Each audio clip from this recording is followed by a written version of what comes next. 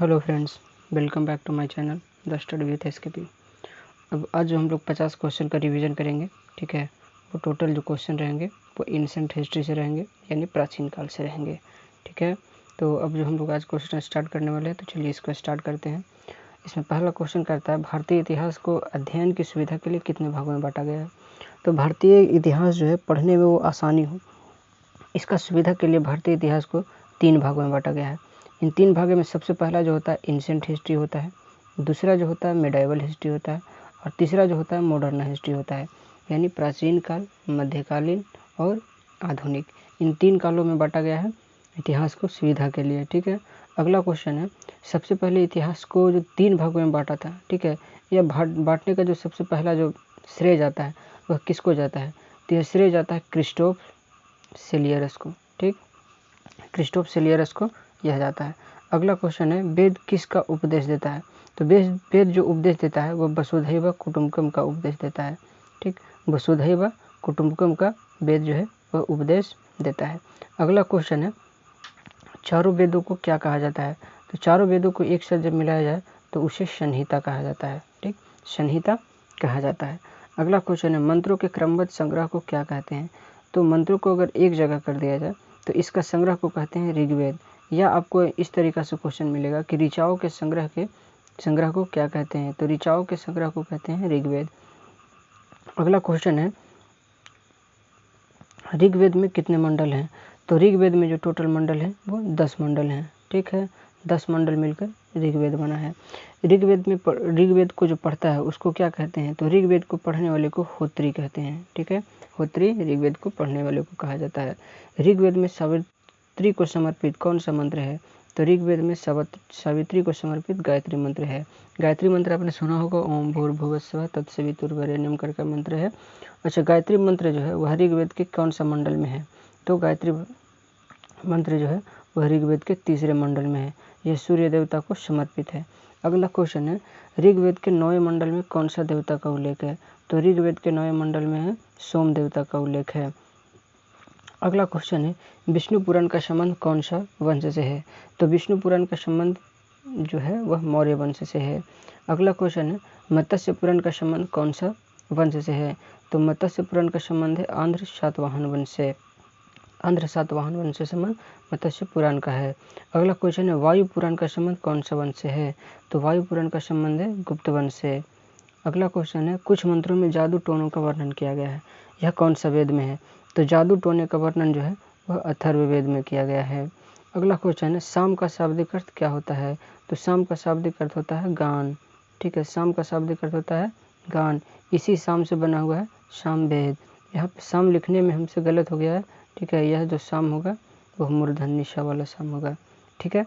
अगला क्वेश्चन की तरफ हम लोग बढ़ते हैं। अगला क्वेश्चन कहता है, सबसे बाद का वेद कौन है, या सबसे पुराना, सबसे जो नया वेद है वो कौन है। तो सबसे नया वेद है अथर्ववेद, या सबसे बाद का वेद है अथर्ववेद। अगला क्वेश्चन है, वेदों को भली भांति समझने के लिए कितने वेदांगों की रचना हुई है। वेदांग यानी वेद के अंग। तो यह जो वेद के अंग है वह 6 वेदांगों की रचना हुई है। इसको पढ़ने के बाद ही आप वेद को अच्छा से समझ सकते हैं। यह जो वेदांग है उसमें पहला वेदांग है शिक्षा, दूसरा है ज्योतिष, तीसरा कल्प, चौथा व्याकरण, उसके बाद है निरुक्त, उसके बाद है छंद। यह 6 वेदांग मिलकर के व्याकरण को आपको समझने में हेल्प करते हैं। अगला क्वेश्चन है, पुराणों में सबसे प्राचीन पुराण कौन है। तो पुराणों में सबसे प्राचीन पुराण है मत्स्य पुराण। अगला क्वेश्चन है, शतपथ ब्राह्मण में स्त्री को पुरुष का क्या कहा जाता है। तो शतपथ ब्राह्मण में जो स्त्री को पुरुष का अर्धांगिनी कहा जाता है। अगला क्वेश्चन है, चारों आश्रमों का उल्लेख कहाँ मिलता है। तो चारों आश्रमों का उल्लेख मिलता है जाबालोपनिषद में। जाबालोपनिषद में चारों आश्रमों का उल्लेख मिलता है। अगला क्वेश्चन है, सबसे प्राचीन वेद का जो उपयोग है इसमें एक शब्द है अधन्य, ठीक, इस अधन्य शब्द का उपयोग किससे संबंधित है। तो यह संबंधित है गाय से। अगला क्वेश्चन है, ऋग्वेद में इंद्र के लिए कौन सा मंत्र है और यह कितना मंत्र है। तो यह जो मंत्रों की संख्या है इसमें 250 है, यानी ऋग्वेद में इंद्र के लिए 250 मंत्र बोले गए हैं। अगला क्वेश्चन है, यज्ञों के नियम एवं विधि विधान का संग्रहण किस वेद में है। यज्ञ जो होता है, यज्ञ में जो नियम होता है उसका विधि विधान होता है, किस तरीक़ा से यज्ञ किया जाए, यह जो यज्ञ का नियम है यह किस वेद में है। तो यह यजुर्वेद में है। यजुर्वेद में यज्ञों के विधि विधान का नियम है। अगला क्वेश्चन है, कौन सा वेद है जिसमें गद्य एवं पद्य दोनों हैं? ठीक है, ऐसा वेद का नाम बताया जिसमें गद्य और पद्य दोनों हैं, तो यह जो है यजुर्वेद है। अगला क्वेश्चन है, भारतीय संगीत का जनक किस वेद को कहा जाता है? तो भारतीय संगीत का जनक सामवेद को कहते हैं। भारतीय संगीत का जनक सामवेद को कहा जाता है। अगला क्वेश्चन है, जैन साहित्य को क्या कहा जाता है? तो जैन साहित्य को कहा जाता है आगम। ठीक है, जैन साहित्य को आगम कहा जाता है। अगला क्वेश्चन है, बुद्ध के पूर्व जन्म की कहानी किसमें वर्णित है? तो यह वर्णित है जातक में। जातक में बुद्ध के पूर्व जन्म की कहानी वर्णित है, यानी पूर्व जन्म से पहले की कहानी इसमें वर्णित है। अगला क्वेश्चन है, जैन धर्म का प्रारंभिक इतिहास किससे प्राप्त होता है? तो यह प्राप्त होता है कल्पसूत्र से। अगला क्वेश्चन है, शुंग काल का मानक ग्रंथ किसे कहा जाता है? तो शुंग काल का मानक ग्रंथ कहा जाता है मनुस्मृति को। ठीक है, अगला क्वेश्चन, नारद स्मृति किस युग के विषय में जानकारी देता है? तो नारद स्मृति जो है वह गुप्त काल के विषय में जानकारी देता है। अगला क्वेश्चन है, अर्थशास्त्र के लेखक चाणक्य हैं, यह ठीक है, लेकिन इसमें किस काल का इतिहास मिलता है? तो मौर्य काल का मिलता है। ठीक है, अर्थशास्त्र में मौर्य काल का इतिहास मिलता है। इकोनॉमिक्स ये कहने के लिए है, लेकिन अर्थशास्त्र जो पुस्तक है वह पूरी तरीके से पॉलिटिकल पुस्तक है, यानी राजनीतिक पुस्तक है। अगला क्वेश्चन की तरफ हम लोग फिर देख लेते हैं। अगला इसमें क्वेश्चन कहता है, संस्कृत साहित्य को सबसे पहले ऐतिहासिक घटनाक्रम में लिखने का प्रयास किसने किया था? यानी संस्कृत जो साहित्य था इसको इतिहास की घटना में लिखने का प्रारंभ सबसे पहले किसने किया था? तो यह जो प्रयास किया गया था वह कल्हण के द्वारा प्रयास किया गया था। अगला क्वेश्चन है, राजतरंगिणी यानी 8 तरंग के लेखक कौन है? तो इसका भी लेखक जो है वह कल्हण है। अगला क्वेश्चन है, चचनामा के लेखक कौन है? तो चचनामा के लेखक है अली अहमद। अगला क्वेश्चन है, अष्टाध्यायी के लेखक कौन है? तो अष्टाध्यायी के लेखक हैं पाणिनि। अगला क्वेश्चन की तरफ हम लोग पढ़ते हैं। अगला क्वेश्चन कहता है, टीसीएस कहाँ का राजवैद्य था? तो टीसीएस जो था ईरान का राजवैद्य था। अगला क्वेश्चन है, हेरोडोटस किस विषय का पिता कहलाते हैं? तो हेरोडोटस जो है इतिहास का पिता कहलाते हैं। अब यहाँ पे ध्यान रखिएगा, ह से होता है हिस्ट्री, ठीक है, और ह से होता है हेरोडोटस, आप याद रखिएगा इस चीज़ों को। अगला क्वेश्चन, हिस्टोरिका नामक पुस्तक के लेखक कौन है? तो हिस्टोरिका नामक पुस्तक के लेखक है हेरोडोटस।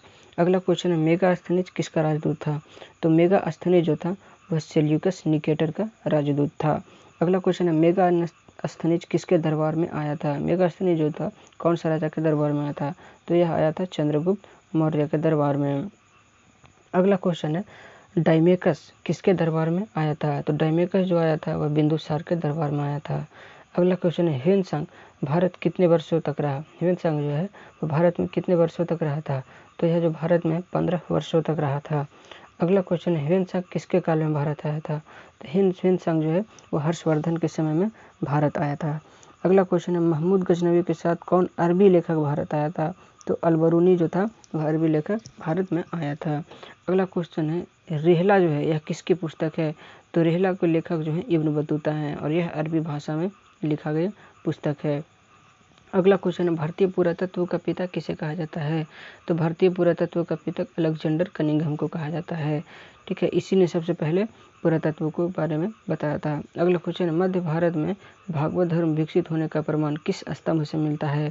तो यह गरुड़ स्तंभ से मिलता है। अगला क्वेश्चन है, सबसे पहली बार भारतवर्ष का जिक्र किस अभिलेख में है? तो भारतवर्ष का सबसे पहली बार जो जिक्र है वो हाथी गुम्फा अभिलेख में है। अगला क्वेश्चन है, सातवाहन राजाओं का पूरा इतिहास किस चीज़ के आधार पर लिखा गया है? तो सातवाहन राजाओं का पूरा इतिहास जो लिखा गया है वह अभिलेखों के आधार पर लिखा गया है। इन लोग का और कोई साक्ष्य नहीं मिलता है। अगला क्वेश्चन, पहली बार सिक्कों पर लेख लिखने का काम कहाँ के शासकों ने किया था? तो पहली बार सिक्कों पर लेख लिखने का जो काम है वह यवन के शासकों ने किया था। अगला क्वेश्चन इतना देख लिया आप 300 तक। फिर मिलेंगे आपको अगले ही ऐसे वीडियो में 50 क्वेश्चन के साथ। अगर ये वीडियो आपको पसंद आ रही है तो अपने दोस्तों के साथ में शेयर करें।